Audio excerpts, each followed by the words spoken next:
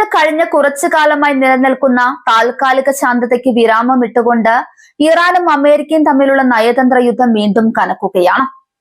മേഖലയിലെ അസ്ഥിരതയ്ക്ക് കാരണം ഇറാൻ പിന്തുണയുള്ള സായുധ ഗ്രൂപ്പുകളാണെന്ന അമേരിക്കൻ വിദേശകാര്യ സെക്രട്ടറി മാർക്കോ റൂബിയോയുടെ പ്രസ്താവനയാണ് പുതിയ തർക്കങ്ങൾക്ക് വഴിമരുന്നിട്ടത്.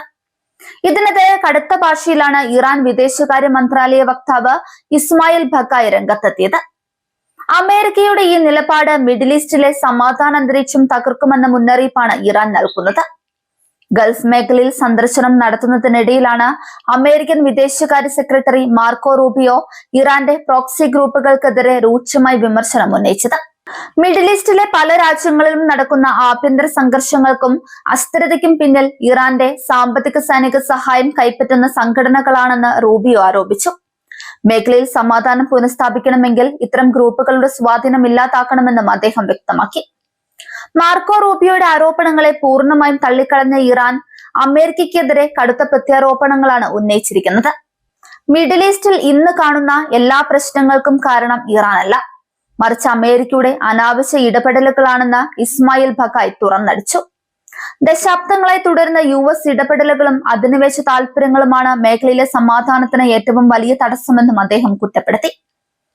അമേരിക്കൻ സൈന്യത്തിന്റെയും നയതന്ത്രജ്ഞരുടെയും സാന്നിധ്യം ഗൾഫ് മേഖലയിലെ സമാധാന ശ്രമങ്ങളെ അട്ടിമറിക്കുക മാത്രമാണ് ചെയ്യുന്നതെന്നാണ് ഇറാന്റെ ഔദ്യോഗിക നിലപാട്.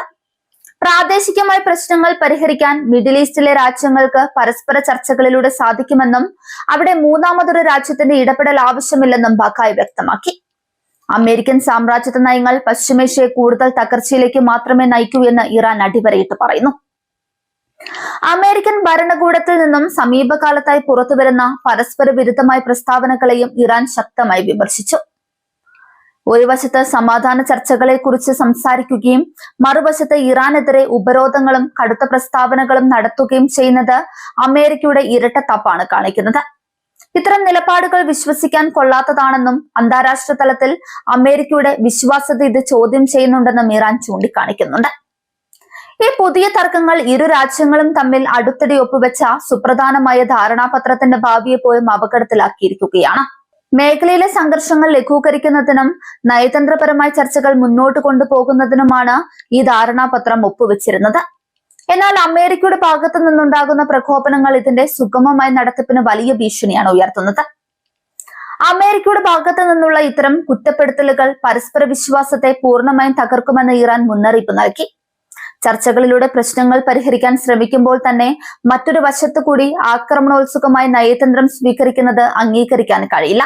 കരാറുകൾ പാലിക്കപ്പെടണമെങ്കിൽ ഇരുഭാഗത്തു നിന്നും പരസ്പര ബഹുമാനവും വിശ്വാസവും അത്യന്താപേക്ഷിതമാണ്. മാർക്കോ റൂബിയോയുടെ ഗൾഫ് സന്ദർശനം വെറും ഒരു ഔദ്യോഗിക സന്ദർശനമല്ല, മറിച്ച് ഇറാനെതിരെ അറബ് രാജ്യങ്ങളെ ഒന്നിപ്പിക്കാനുള്ള തന്ത്രപരമായ നീക്കമാണ്.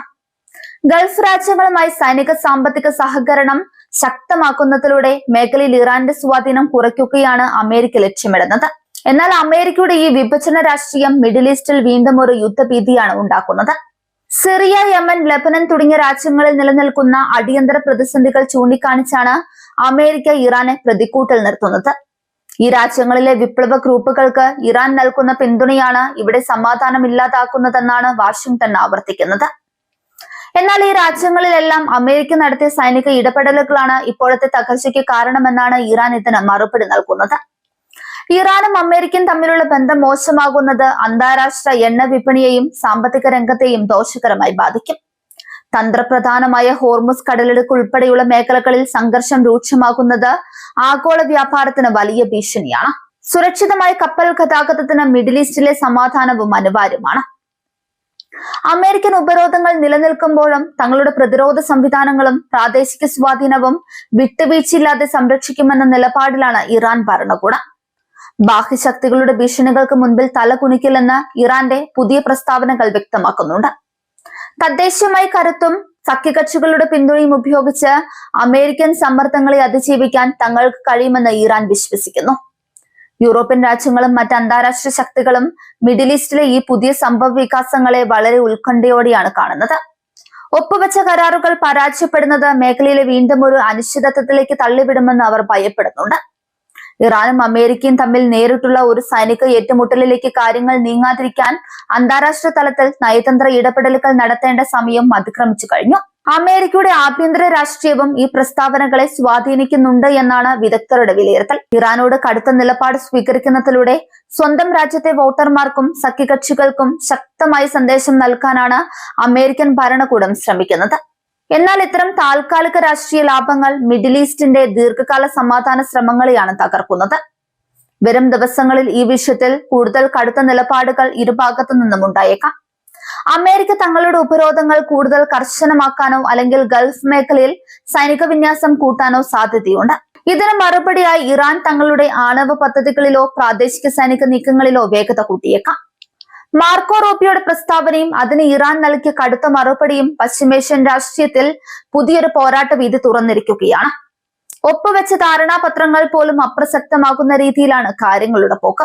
അമേരിക്കൻ ഇടപെടലുകൾ അവസാനിക്കാതെ മിഡിൽ ഈസ്റ്റിൽ യഥാർത്ഥ സമാധാനം സാധ്യമല്ലെന്ന ഇറാന്റെ പ്രഖ്യാപനം വരും നാളുകളിൽ നയതന്ത്ര നീക്കങ്ങളെ എങ്ങനെ ബാധിക്കുമെന്ന് ലോകം ഉറ്റുനോക്കുകയാണ്.